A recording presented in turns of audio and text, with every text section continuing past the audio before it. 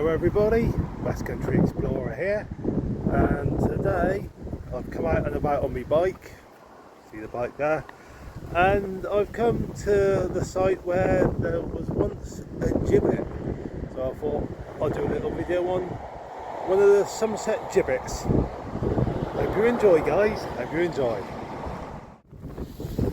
But that road there, that's the main road, or one of the main roads between Castle Carey, which is over that way, and Wincanton, which is in that direction. Just over there you can see the road going off, that goes to Bratton, Seymour.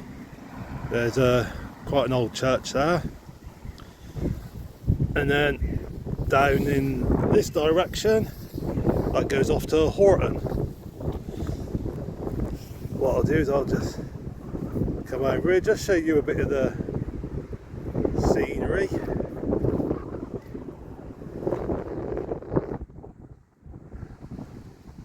Just do a little twirl around. There you go.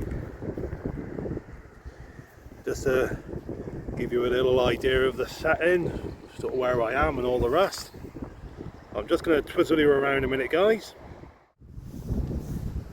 Back in 1730 there was a traveller by the name of Robert Sutton, and he was drinking up until 1929 a lot of reports said that he'd been drinking at a pub in Castle Carey called the George, but more recent reports say that actually he was probably drinking at, I think, the Sun Inn down in Wincanton. Either way, Robert Sutton had been drinking in one of the pubs in one of the towns, and having whilst somewhat inebriated, he started to drunkenly boast about how much money he had upon his person. One of the locals, Jack White, a bit of a ruffian, he overheard Robert Sutton talking about the fact he had a lot of money on him, and so when Robert left the pub, Jack followed him all the way to this crossroads. I mean, okay, it's a bit of a staggered crossroads, and killed him, and I suppose took any money that Robert did have.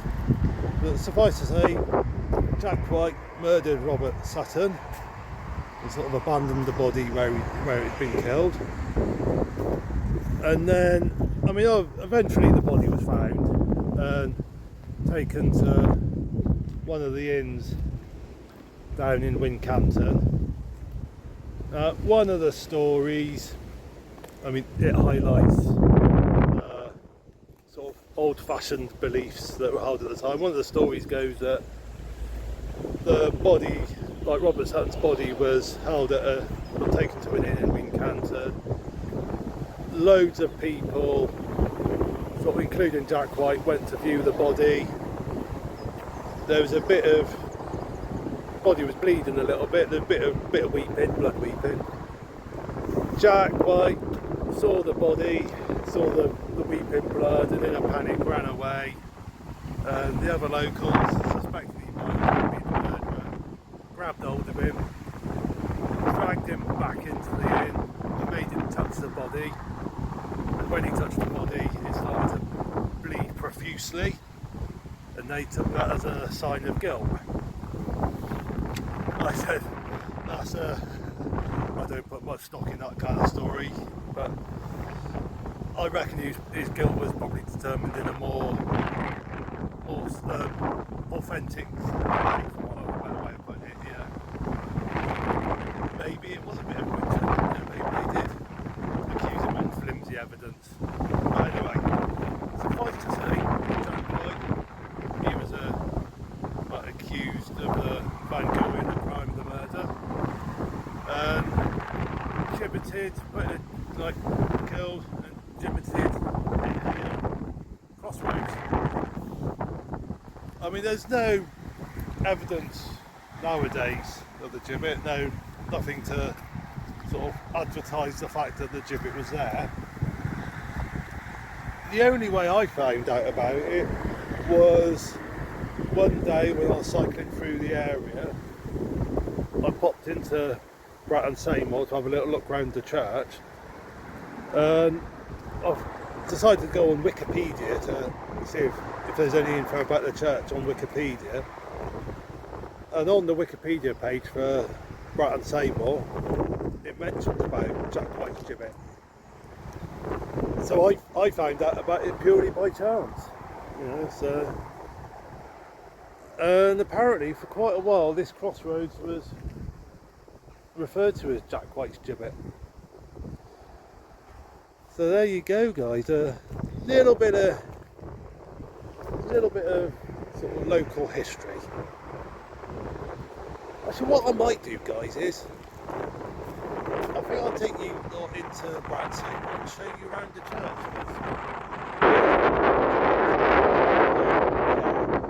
I'll take you to the church, guys.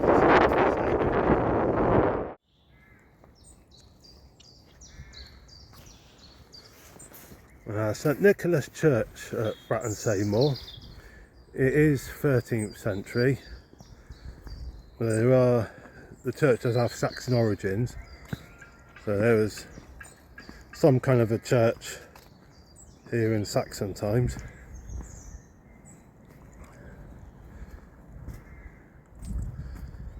At one point in the past it was known as St Giles Church, I think also known as Holy Trinity Church,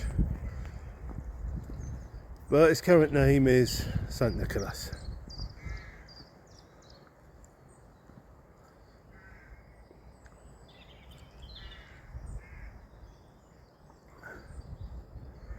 It's a lovely bit of countryside round here. Very quiet, peaceful. It's almost like stepping back in time.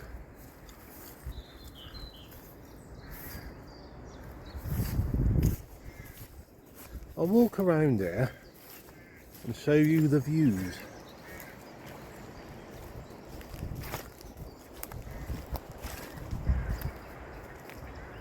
I mean, isn't that just gorgeous?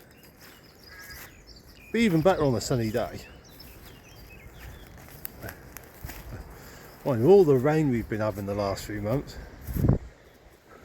I'm almost forgetting what it's like to have a sunny day.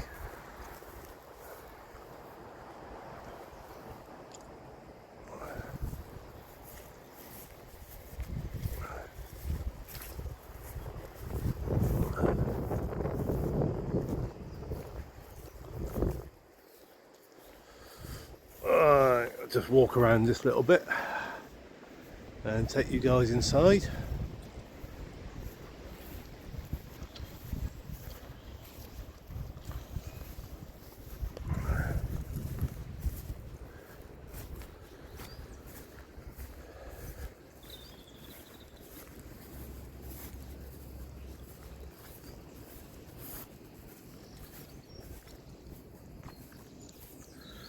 I must admit, sort of coming along the road up to St Giles,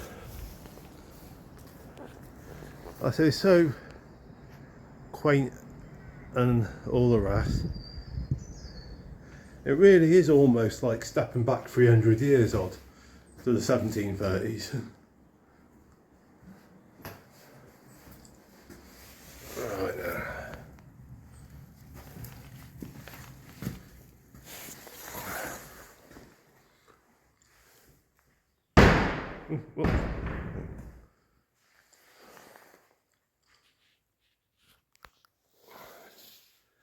I mean, that Jack White, who killed Robert Sutton, I wonder if he ever came here to this church.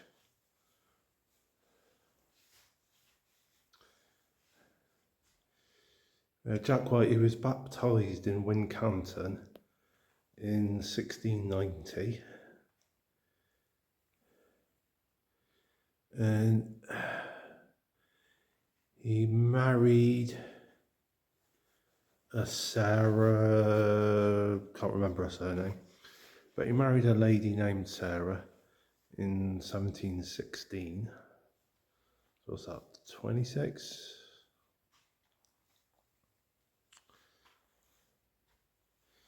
So he'd have been sort of around about 40 when he killed Robert Sutton and was gibbeted for it.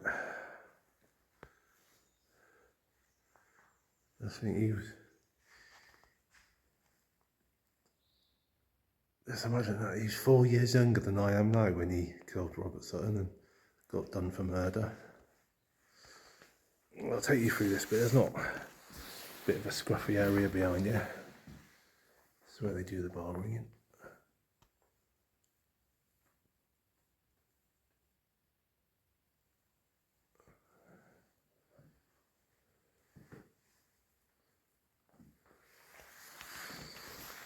So there you go. It's a 13th century church at Bratton, Seymour. Oh guys, thank you for watching. Hope you've enjoyed. I said a little bit of sort of local history. Well, local-ish to me. So yeah, one of those things you could easily not know about it, about the Gibbet. I wonder how many people have sort of driven past that staggered crossroads and be completely oblivious of the fact that a few centuries ago there was a Gibbet there. Anyway guys, that's it for this video.